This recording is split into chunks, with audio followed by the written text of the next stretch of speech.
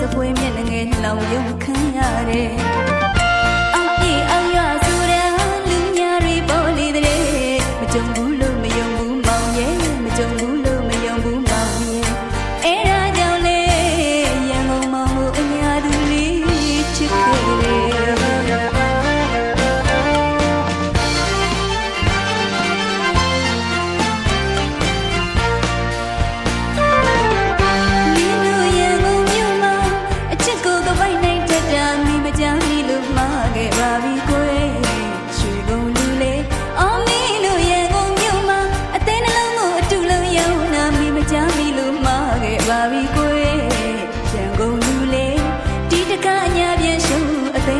ပါဘူးကွယ်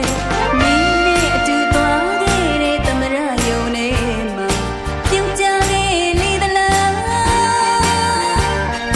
ကလဝိကံမမေးရခဲ့လေသလားရှင်ကမလာတွေ့စေရောလားမကွဲပြတော့ဘူးအညာပြအသိမပါမိမဲ့ငူမေးမတင်နဲ့ရန်ကုန်ကလူပိုးညာကြီးရဲ့